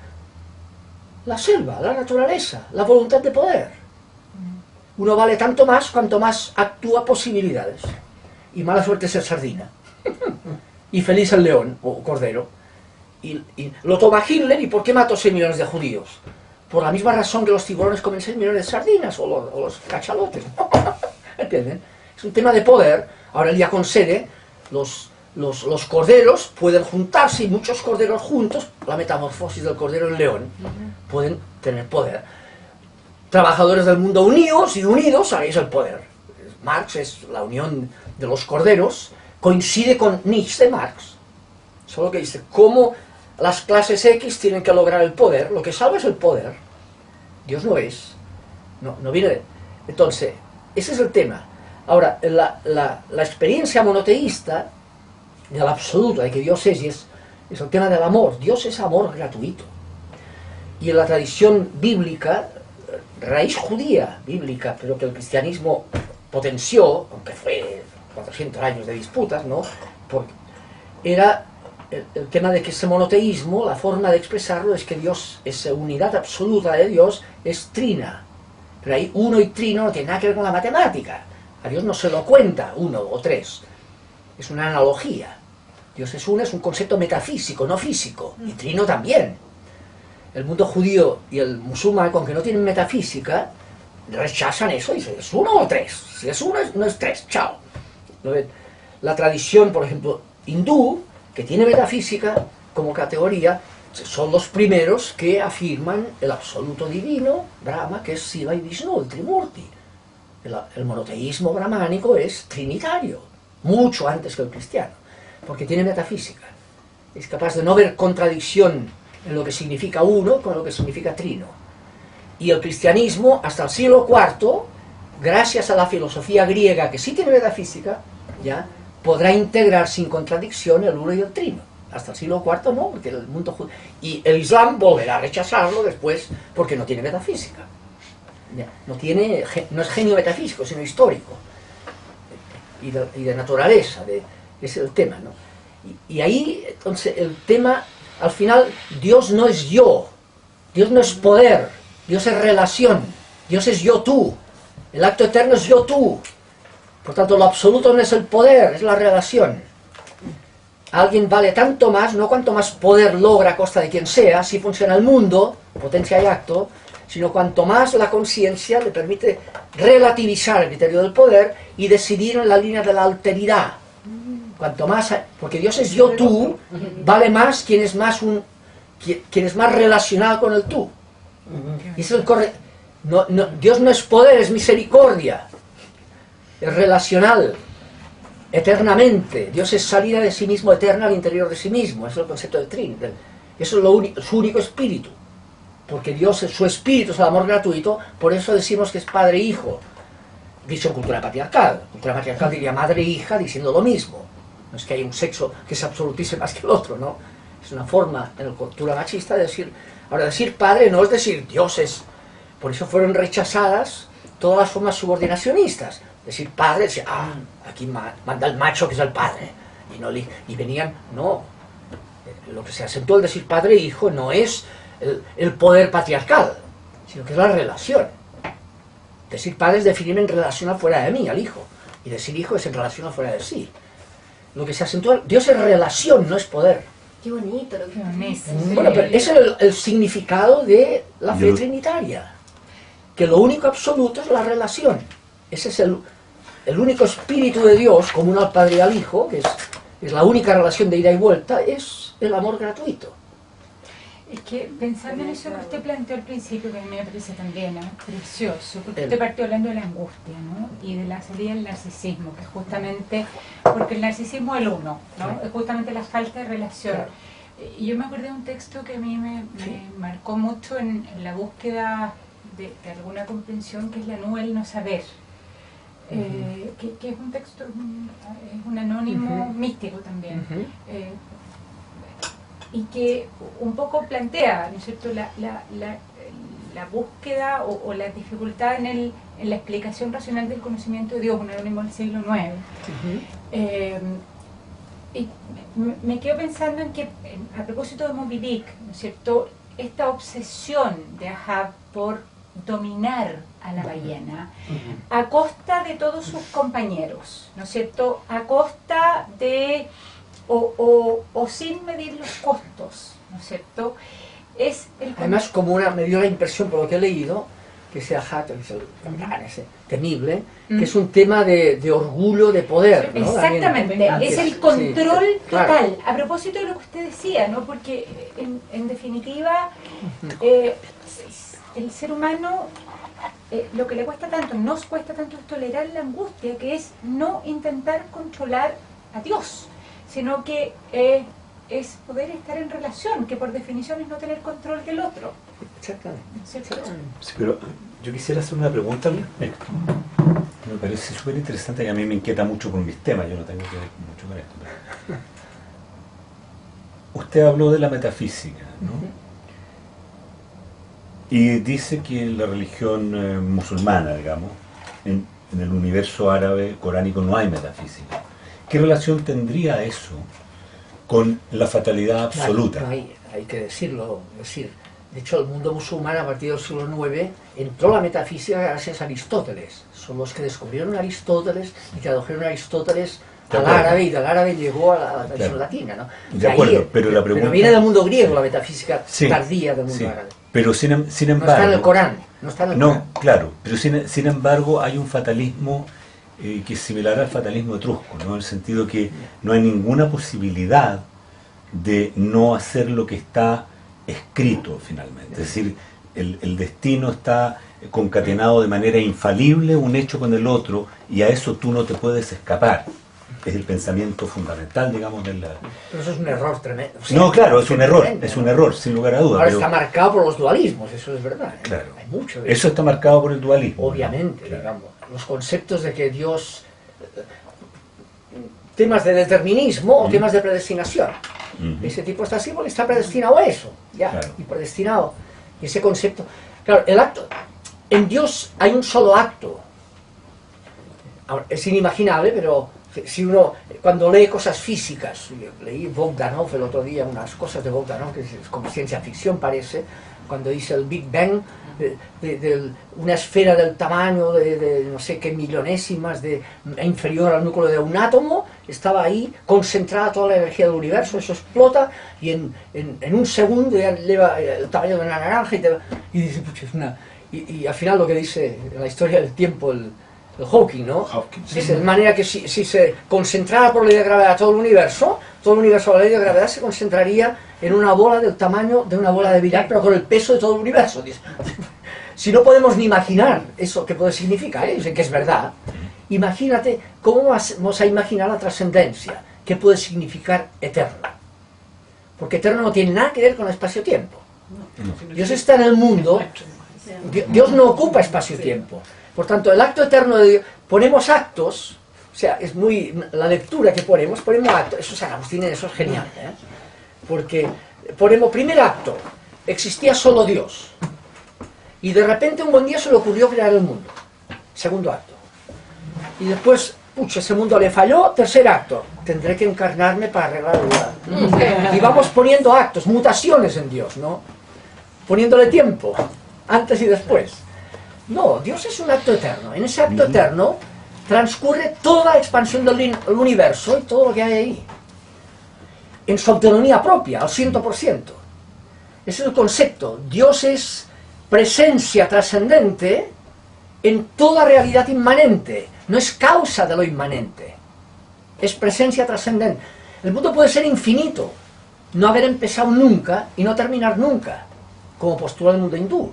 Y hoy día está planteado que podría ser, que el mundo sea infinito, ¿no? Entonces, claro, ¿y cómo queda el Dios creador? Y metemos, sí, hemos llegado a aceptar la autonomía de las causas segundas, y a Santo Tomás, ¿no? Y a veces tenemos la imagen que sería como una mesa de billar, ¿no? En que ya aceptamos que esa bola se mueve porque la otra bola la hace mover, y por carambola, todo funciona por carambola, pero yendo de bola en bola, llega un momento a la primera bola y hay que poner el palito. ¿Quién echó a andar la primera bola? Y ahí metemos a Dios. ¿Entiendes? Y no, Dios no es causa como lo es el mundo, ni primera. Es un concepto metafísico, no físico. ¿Ya? Tanto el mundo puede ser infinito. La relación Dios-mundo es la relación inmanencia-trascendencia. No es un concepto sobrenatural, que es la prolongación de la naturaleza, solo que por arriba o por muy arriba. No, ya. Dios no está en ninguna parte, por eso puede estar en todas partes. Está en el mundo como Dios está, no como el mundo está. Por tanto, lo que pasa en el mundo pasa por causas mundanas al 100%. Todo es autónomo, para bien y para mal. Ahora, la conciencia descubre, en la medida que tú te planteas el tema del riesgo de que esa autonomía, finita o infinita, el mundo hindú postula una naturaleza infinita y ve el problema. ¿Quién nos salvará de la...? Porque por último, un espacio-tiempo que se termina, mira, se termina, pero un espacio-tiempo que no se termina nunca, existir es sufrir infinitamente, es peor que finito, que al menos se termina, ¿no? La muerte salva de muchas cosas, ¿no? Si te relanzan al problema, es más problema la infinitud que la finitud, ¿ya? Y es como lo ve el mundo hindú y budista, y Platón, que de ahí lo sacó, ¿no? Entonces Dios está presente en el mundo como Dios, o sea, y es el concepto, tú confía que pase lo que pase en los procesos de la inmanencia mundana, confía que Dios está ahí, aunque parezca que no está. Pero ¿por qué es necesario eso? Porque si el mundo es autónomo, Sí. ¿para qué necesitamos Dios? Porque objetivamente la autonomía mundana a la conciencia, no al aperrunamiento, a la conciencia, la pregunta principal que plantea yo siempre pongo un ejemplito, que lo voy a poner así, que es lo que ha aportado la fenomenología al positivismo. Pongo ese ejemplo lo tengo patentado, lo he escrito, ¿no? Del tapón de corcho, ¿no? Un tapón de corcho está ahí. Un perro olora al tapón y se va que no. viene el ser humano y dice, ¿qué es esto? Y para saber qué es esto, yo intuyo que hay algo que determina que ese tapón. Y si no encuentra otra cosa, pues todo lo que hay pensando en ese tapones, ya. Premoderno, ¿no? Viene, uno observa mejor y descubre que ese tapón es así porque hay una máquina de hacer tapones. Y dice, pucha, ya no necesito el santo. Ya explico el tapón por la causa inherente a la naturaleza que explica el tapón. Y queda explicado el tapón como resultado de causas inherentes a la misma naturaleza. Y queda explicado. Y eso, el positivismo se conforma con eso. Queda explicado. Pero ¿qué ocurre? Y qué es la crítica de Husserl, de Heidegger al positivismo. Siendo ateos también, ¿no? Que dice, pero se saltan la pregunta principal. Ni se la plantean y menos la resuelven. Y Heidegger trata de ridículos a los científicos, que es metafísica. Dice, porque no se plantean la pregunta principal. ¿Y cuál es la pregunta del ejemplo? Bueno, que el riesgo de que todo sea hacer tapones por hacer tapones, sin razón de ser, sin sentido. Una facticidad, una tautología. Que el efecto remita a la causa al efecto y así. Ahora, y hay gente, hay fenomenólogos como Heidegger, de la existencia, que dice, bueno, eso es lo que hay. Sí. Y elaboran una filosofía del absurdo. La pregunta fundamental es el riesgo de que todo sea por nada. La angustia, la conciencia de que todo puede ser por nada. Que la nada sea la esencia de todos los entes. Y es la crítica que se dice. Pero es como que no haya intención. Que no haya trascendencia. Intención trascendente, porque intención inmanente hay. Todo es intencional, ¿no? Pero todo es teleonómico, que dice Monod, ¿no? La teleonomía. Todo tiene, no hay nada que sea por azar, ¿no? En el libro El azar y las necesidades, ¿no? Ahora, ¿qué ocurre en el ejemplo? Que hay gente, filósofos, y obviamente la teología asume eso, y la teología moderna es un replanteamiento desde esa perspectiva, que cambia el concepto de Dios. Es en el ejemplo, es decir, bueno, que ese tema, ese riesgo de que todo sea hacer tapones por hacer tapones, dice, no puede ser. Esto tiene que tener alguna trascendencia, no puede ser que todo sea por nada en definitiva, porque objetivamente así es. Todos seremos ligeritos vivientes, los que vengan también, y las galaxias dejan de existir, todo. Es la nada lo que se impone. En el ser o no ser, gana siempre el no ser ligerito y sin ninguna excepción. Ese es el tema. ¿Por qué todo lo que es tiene que ser para no ser? ¿Ya? A no ser que lo disimules, ¿no? Para evitar la angustia, ¿no? Y entonces viene el tema, uno dice, no, eso tiene que tener sentido o trascendencia. En el ejemplo que sería desde la facticidad, que es lo que aparece de la máquina de hacer tapones al tapón, sería postular, tiene que haber botella. Obviamente no necesitas botellas para hacer tapones. Y la explicación del tapón causal, nunca te saldrá ninguna botella y explicarás al 100% el tapón. ¿Ya? Se reduce a la facticidad al ser. Pero la pregunta es si es razonable postular que esto tenga que tener sentido, trascendencia. Es razonable desde la facticidad de tapón, máquina de hacer tapones, postular tiene que haber botella. Pues bien, Dios es botella, Dios no es máquina de hacer tapones. Dios no es causa de nada, Dios es la posibilidad de sentido, de trascendencia. Dios salva del riesgo de absurdo. No es el superpanadero o el supermédico. Perdón, pero ¿qué es lo que llaman la trascendencia? Trascendencia significa... Porque resurrección hubiera significa pensado yo que es lo que piensan los la católicos, vida eterna. Ser integrados en el yo eterno divino. La lectura cristiana, con que lee eso, que Dios es yo tú, eternamente, porque Dios es alteridad en sí mismo eternamente decide que exista lo que no es Dios, y que de ahí emerja conciencia capaz de relación, para ser integrados en el tú eterno divino, ser hechos hijos en el Hijo, ¿entienden? Donde hay relación, ahí está el Espíritu de Dios. Y la trascendencia es, lo que pasa es que es inimaginable. Sí, pero es que por otro lado, si el ser humano en un momento de la creación entró, a lo mismo a través de la evolución, ¿no es cierto? Pero dejó de haber solo animales, hubo conciencia. Sí. Y se supone y se sabe, también científicamente, que en algún momento ese mismo ser humano puede ser una etapa dentro de los millones. Obviamente. Entonces, a mí ahora, en ese sentido, aunque era muy religiosa, el sentido de ese como Dios de trascendencia se me ha diluido, no me es parte realmente de mi vida, digamos, ahora. Obviamente, yo hago clases a cabros a la universidad, Y el tema que tenemos hoy, aquello de la posmodernidad, ayuda. Battimo dice que el problema de la posmodernidad principal son los vacíos de sentido. Y por sentido ¿qué es aquello por lo cual vale la pena decidir? De manera que el que lo decide, ¿qué motiva la libertad? De manera que no sea simplemente útil, sino que tenga sentido. Y eso, claro, unos lo tienen más a flor de piel y otros menos, eso es verdad. Hay gente, Heidegger se muere porque no encuentra sentido a nada, o Bertolt Brecht, no sé, el teatro. El otro día fui a ver una obra de Bertolt Brecht, el Happy End, que es una especie de cosa, de la alienación que se... ¿entiendes? Entonces, ese tema, claro, hay gente, la mística tiene muy a fondo lo que significa sentido, trascendencia. Ahora, a la hora de visualizarlo, claro, cuando proyectamos en qué consiste esa trascendencia, con qué es trascendencia, la imaginamos en forma inmanente. Y es típico.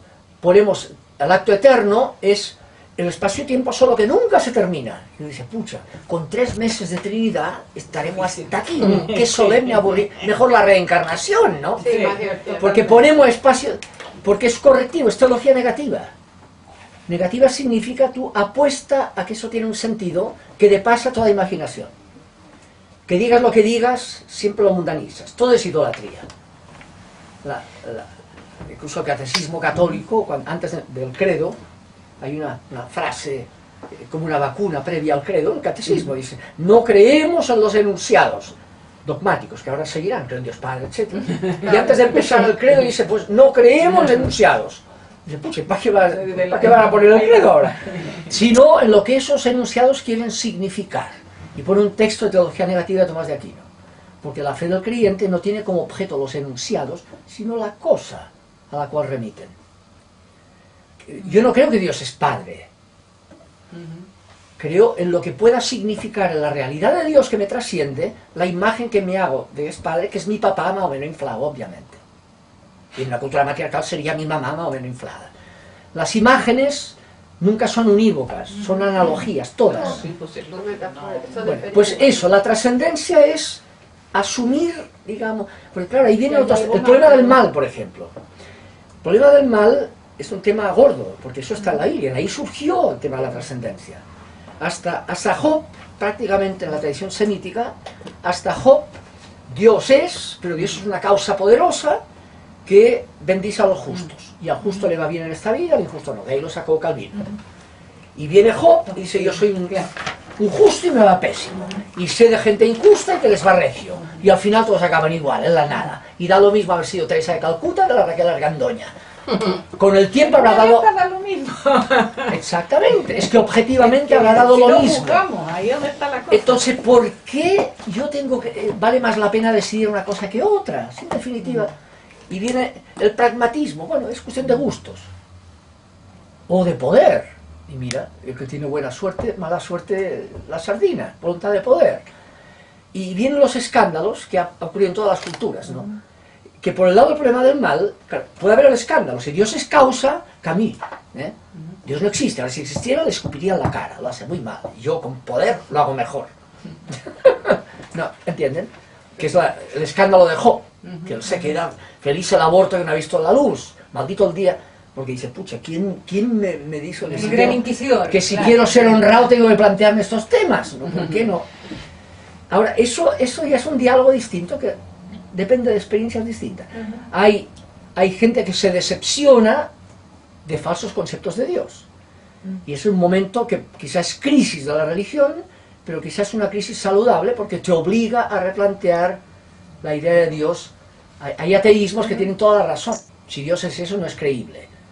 O Freud, es un profeta Freud. Dios nunca lo ha visto ni lo verá nadie. Es una necesidad humana. Obviamente. La pregunta ¿es solo una necesidad marcada por mecanismos que Freud dirá por qué mecanismos se produce la nostalgia, la neurosis colectiva de la humanidad, que es la religión? O siendo neurosis, trasciende la neurosis. O sea, Dios no está en ningún lugar, pero Dios está ahí como Dios, no como mundo, si acaso. Ahora, ¿qué significa eso? Dios no es otra inmanencia, Dios es la trascendencia de nuestra inmanencia. ¿Ya? Ahora, entonces, ¿qué significa trascendencia? Ahí está el tema. la trascendencia con que no tenemos, la trascendencia es trascendencia, es lo absolutamente, es como cuando uno lee Heidegger y dice la nada es la trascendencia. Yo tengo un artículo, me leí el que es metafísica de Heidegger, y donde él dice nada yo pongo Dios y lo entendemos perfecto. ¿Entiende? La trascendencia, la angustia es el síntoma de la nada, como la felicidad es el síntoma del ser. Y en eso, bueno, la angustia es el riesgo de absurdo, y eso lo tiene. Los salmos están plagados, digamos, de Dios, digamos, libera San Juan de la Cruz, la noche oscura que es la angustia. Tanto le interesaba a Heidegger el tema que el motivo por el que recibió a Jorge Eduardo Rivera, al filósofo chileno, la primera vez fue que Jorge Eduardo Rivera le mandó una nota diciéndole que la pregunta para él era ¿por qué a un filósofo le interesaba la pregunta por la existencia de Dios? Le mandó una notita. Y eso fue lo que motivó a Heidegger a recibirlo. Eduardo me prologó un libro sobre la muerte que tengo yo. Fue esa pregunta la que hizo que Heidegger lo citara. Sí, le dijo, esa es la pregunta clave de la filosofía. Bueno, y que es como termina el que es metafísica. Sí. Dice, la nada es la esencia de todos los entes, y termina con la pregunta y deja colgado. Pero ¿por qué hay entes y no nada? Y se ríe. ¿Por qué hay entes y no nada? Es una buena pregunta. Pero voy a bajar el nivel. ¿Por qué quiere hacer una pregunta? No, pero la luz de Nacho. Perdón. Pero preguntémoslo No, dos. pero yo voy a bajar un poquito el nivel, perdón, profesor. No, yo tengo curiosidad de volver un poco a Moby Dick, porque es un libro donde primero hacen muchas referencias bíblicas al Antiguo Testamento, al libro de Reyes, al libro de Job que usted nombraba, y sobre todo a Jonás, ¿no es cierto?, al libro de Jonás. Entonces, mi pregunta era, bueno, de partida, no sé si Melville era o no era, pero eran cuáqueros, o sea, puritanos, que parten de esta isla ahí. Entonces, incluso en la conducta de los, no el capitán, sino que los segundos, los que manejan los botes, siempre hay algunos que están llenos de citas bíblicas y del buen comportamiento.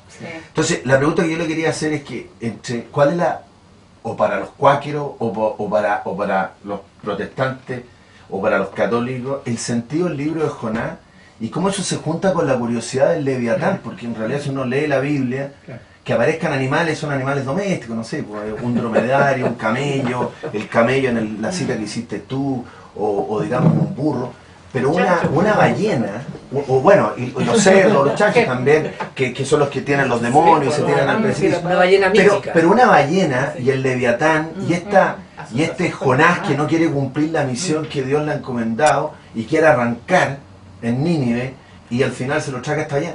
¿Qué significa todo eso? Bueno, el tema de Jonás, la punta de Jonás es bien interesante al final. Es una profecía, llaman profecía, es un mito, una historieta que tiene su punta, y la punta es justamente la misericordia. Después de todo eso, bueno, la ballena vomita a Jonás fuera, digamos, y tiene que ir a predicar, y los de Nínive se convierten. Y entonces Jonás se sienta, alega, dice, pucha, yo quería así ser un profeta que le sacara el amor, y que se convirtieron. Claro. Queda decepcionado de su tema, y entonces se retira a una cueva, y ahí hay una planta que crece delante de él, y Dios le dice, le arranca, no sé qué ocurre con la planta, y al final dice, ¿verdad que la planta es, tú necesitas la planta? Y dice, como que es la lectura, dice, ¿cómo yo no iba a ser misericordioso con los ninivitas si tú eres misericordioso con la planta? No recuerdo, pero ahí va el tema es que Jonás es uno de los primeros textos del Antiguo Testamento, de los textos, pocos textos, en donde lo fundamental no es el poder, sino la misericordia, y es lo que está ahí. Dice, Dios es misericordioso, que es lo que marca el mito del Génesis con Noé. ¿Ya? Si uno compara el mito de Gilgamesh con el de Noé, Unapistim, la diferencia es que el dualismo es que en el mito Anu, el dios del cielo, o el Lil, el dios de la atmósfera, se cabrea porque Ishtar, la diosa del amor, ha dado el dato a Unapistim para que construya el arca y no ha muerto con el diluvio. Y Dios había decidido, porque es una buena pregunta, es mejor solo que mal acompañado.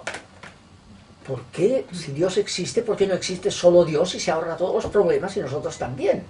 La pregunta de Heidegger, ¿por qué los entes y no la nada? Teológicamente es, si Dios existe, ¿por qué demonio Dios crea el mundo? ¿Por qué no existe el solo? ¿O es que necesita aplaudidores? Si no necesita a nadie. Y se basta a sí mismo. ¿Qué significado tiene el mundo si Dios existe? Con el mal que implica. Dios no creo, mejor solo que mal acompañado. San Agustín tiene una frase cristiana, dice, en el acto eterno, que es único, de decidir crear, Dios decide encarnarse y morir en cruz. Es un solo acto, es más loco todavía, es para pensar solo 5 veces, no te conviene. ¿Entiendes? Sí. Ahora, ¿qué refleja el mundo con el mal que implica? Que Dios es la alteridad. Dios no es poder. El mundo no es la exhibición del poder de Dios. Sino, si tú te quedas en eso, te quedas en la entretención del mundo. Y intentarás imitar el poder del mundo como valor. Sino que es tomar distancia de ese criterio y descubrir que la libertad vale la pena decidir en la línea de la alteridad y no tomar como criterio lo que por instinto sería el poder a costa de la alteridad. Porque Dios es alteridad, se autovacía de su dignidad. Filipenses 2. Es todo un tema que hay ahí. Entonces, el libro de Jonás va por ese lado ya. Claro. Al final es una... Si lees el final, le dice Dios, bueno, ¿tú querías que destruyera a los ninivitas? ¿No te gusta que los perdone? Es lo mismo, es antipuritano. Jonás es el puritanismo, que dice, pucha, estos eran, ¿por qué se convirtieron? Los llegaba. Y Dios es misericordia, no es poder. Es como Sodoma y Gomorra también. Lo mismo. Que hay todo aquel debate con Abraham, digamos, y si son 7, al final, digamos, bueno, pero ahora es un tema condicionado, y eso revienta en el mundo cristiano, o sea, lo judeo-cristiano, ¿no? Porque lo más notable es que de ese mundo bíblico previo desemboque la identificación de Dios como un crucificado, con el perdedor. Por los 3 días que está... pero eso es una... ¿No? Es una mala lectura, ¿no? Los 3 días son lo que... En Gilgamesh son 7 días, considera, porque el 4.º día empezaba la corrupción. El signo de la irreversibilidad de la muerte es la corrupción, que empezaba el 4.º día. Como Lázaro, ya está el 4.º día, llegaste tarde, ¿no? Por eso marca la fórmula del 3.er día, no tiene nada que ver con la cronología. O sea, el tema es que la muerte del yo no es la última palabra. ¿Cómo? Nadie sabe nada. O sea, la Pascua cristiana es que ese crucificado lo dejan sus discípulos, porque un Mesías, si no gana, no es Mesías, como David, ¿ya? Y con que, maldito de Dios, ¿por qué lo quieren crucificado? El Sanedrín, por el texto de Deuteronomio, judío, que dice, maldito de Dios al que cuelga del madero. Por tanto, si muere crucificado, es maldito de Dios, no es el bendito de Dios, que es título mesiánico. Lo condena a muerte por blasfemia en el tribunal del Sanedrín, blasfemia, reo de muerte, y lo habrían apedreado, y entonces le quieren cambiar, quieren que muera crucificado, y para eso no puede hacerlo el tribunal del Sanedrín, no tenía el sistema penal, lo llevan al de Pilatos, y la causal para Pilatos para ser crucificado era política, entonces le tiene que cambiar la causal, es un peligroso para el César. Y el mismo Pilato se da cuenta que le toman el pelo. Lo que no le gusta es que, no es que sea más buena persona, no le gusta que le tomen el pelo. Y al final se crucificó a tanta gente que uno más o uno menos no le venía de aquí. Es la mala lectura que hace Gibson en la película, que Pilato hizo lo que pudo, son los desgraciados judíos que les gusta la sangre, ¿no? Pero es una lectura antisemita, no tiene nada que ver. Los judíos quieren crucificado y para eso le cambian la causal, para que quede claro que es el maldito de Dios, no es el bendito de Dios. Y los discípulos, lean los sinópticos, muere Jesús crucificado, no hay nadie. Los 3 sinópticos coinciden, cuando muere Jesús crucificado, de los suyos no había nadie. Solo algunas mujeres que se lo miraban de lejos. ¿Y Juan no? La tradición de Juan, más tardía, dice que un discípulo que lleva a la mamá es uno, el más tardío contra 3, ganan 3, como información. La pregunta es, ¿qué significado teológico tiene la dolorosa de Juan? Porque a nivel de información no nos sirve. Son 3 más cercanos. Entonces, ¿qué hay? Hay una decepción total, ¿ya? El crucificado no es Mesías, se van para la casa. Lucas pone aquel relato, se van, dice, mira, qué buena persona, Mesías no era y que no nos pillen, y se van para la casa. ¿Ya? Y entonces les viene, todo el tema del origen del cristianismo es cómo explicar la transformación fulminante de los discípulos de Jesús, de tontos y cobardes con Jesús, esperaban otra cosa, hasta el final. yendo a Getsemaní, empieza la guerra, y Jesús, en lugar de sacar la espada bajo el poncho, la guerra mesiánica, le cura y se deja llevar, y todos salen de quien pueda. Buena persona, Mesías no era. ¿Ya? Entonces, ¿cómo explicar la transformación fulminante de esos judíos, discípulos de Jesús, que esperaban otra cosa, participar del reino mesiánico, esta gente, uno a la derecha, otro a la izquierda, la parentela primero, todo? ¿Cómo explicar esa transformación con un crucificado? Y eso es lo que llaman la experiencia del resucitado. ¿En qué consiste? Es una experiencia que no sabemos en qué consiste, pero sí que vemos que les cambió la vida. Que no hay Sanedrín que los pare, pues no hay Imperio Romano que los pare. Eso es lo verificable. Al resucitado nunca lo ha visto nadie. Es una experiencia creyente de punta a punta. Es una experiencia creyente. O sea, el resucitado ya no es espacio-tiempo. De hecho, Marcos, el evangelio más antiguo, no tiene apariciones. Las apariciones son añadidas desde 10 años más tarde, desde la relación de Mateo y Lucas, se pone una síntesis, los 12 versículos finales en Marcos, que es lo que llamaba el apéndice. Pero Marcos termina con la tumba vacía, pero ya interpretada, dice, ¿a quién busca? Hay un ángel, un querigma, un anuncio, busca al crucificado, no está aquí, ha resucitado. Y las mujeres se fueron para la casa y no lo dijeron a nadie porque tenían miedo, y termina el evangelio. Y después, esa experiencia del resucitado, se elaboran formas míticas, obviamente, no fotografiables, ni el Canal 3 habría grabado ninguna. Las apariciones son formas de expresar la experiencia creyente, no son las que producen la experiencia creyente. Son formas de expresarla, ¿ya? Entonces, el tema fuerte, ¿qué significa la experiencia del resucitado? Significa que Jesús tenía razón en aquello por lo cual lo condenaron a muerte. ¿Y por qué lo condenaron a muerte? Porque aserruchaba el piso de que no es el poder sino la misericordia el tema. Y lo mata el sumo sacerdote que se ha creído, y la experiencia del resucitado es que tenía razón, y así lo entendió el primer cristianismo. Cuando comprenden eso, no hay Sanedrín que los pare. Las primeras revoluciones. Es una experiencia pascual. La experiencia pascual no es 3 días de crisis y después viva Cristo Rey, ganamos. Así no fue el cristianismo. Los primeros 300 años es una experiencia martirial. Son perseguidos. ¿Y qué ocurrió? ¿Cuándo empezó a convertirse el cristianismo en una religión de poder? El siglo IV. Constantino. Constantino fue el decreto, porque con Decio y Diocleciano, al menos hay 100.000 cristianos muertos. La patrona de Barcelona, Eulalia, no sé si es mítica, pero bueno, al otro lado del mar, una niña de 18 años, que mal le hacía a Diocleciano para matarla. Ya, o sea, una brutalidad estúpida, ¿no? Eso es lo que hace Constantino. Dice, un decreto de tolerancia. De ahora en adelante no se perseguirá a nadie por razones religiosas. Y la que más perseguida al cristianismo es la más favorecida, pero hubo otras también. Es un decreto de tolerancia, la del 314, o 414. El tema fue Teodosio, 480, el decreto de Tesalónica. Teodosio dice, pucha, pero toda esta fuerza que tenía esta gente, capaz que pudiéramos aprovecharla en función del imperio. Y convierte el cristianismo en la religión oficial del Imperio Romano, y todo el mundo ni tonto se hace cristiano, que es ser rentable, ser cristiano mundanamente hablando. Y eso dura hasta el Vaticano de hoy. Así mismo. ¿Entiendes? La ambigüedad del poder, pero eso no es el cristianismo original, eso es cristiandad. Que de alguna manera es una traición al cristianismo original. Tiene que ver con Jesús. ¿Entienden? Y ese es el tema, lo que vio Francisco de Asís, de ese pucha cristianismo original, a ver cómo lo hacemos. Lutero también lo vio, y al final quedó fuera por la y lo vio el padre Octavio, y lo vio Mariano Puga, y es lo que ven es cómo revivimos la experiencia del cristianismo original, que no es una religión de poder, y lo revive este Papa. Es un enfrentamiento entre cristianismo y cristiandad en el corazón del Vaticano, hoy día. Y ese es el tema. Y cuando uno descubre que eso es convincente, se le hace convincente, dice, pucha, eso vale la pena, da sentido. Y hablen con Mariano Puga, con gente... son experiencias convincentes que producen unos efectos inauditos. Unas capacidades de libertad en una línea que así no funciona el mundo. Parece que son de otro mundo. Yo tengo una pregunta. Ese es el tema.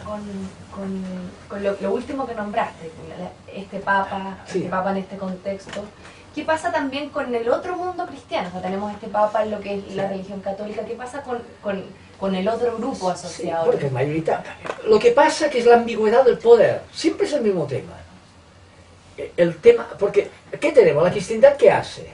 Tiende, como ocurre en todas las religiones, tiende con que las hormonas son egocéntricas. El narcisismo es lo que nos... Tendemos a usar a Dios por vanidad. Tendemos a sacralizar intereses egocéntricos, individuales, familiares, sexuales, étnicos. Entonces, una de las historias de las religiones, ¿no? ¿Cuál es el criterio de lo religioso? ¿Qué vale y qué no vale y por qué? No es el poder. A ver, ¿quién tiene más poder? ¿La Meca o el Vaticano? Eso es mundo sacralizado. La religión es peligrosa porque puede usar a Dios en función de intereses muy mundanos.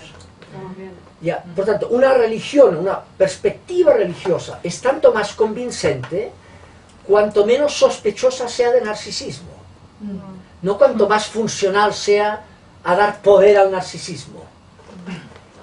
La religión fácilmente se convierte en pecado contra el primer mandamiento, en usar a Dios por vanidad. Es muy peligrosa la religión. Y en nombre de la religión se han hecho unas solemnes barbaridades egocéntricas, desde siempre, y en todas las religiones.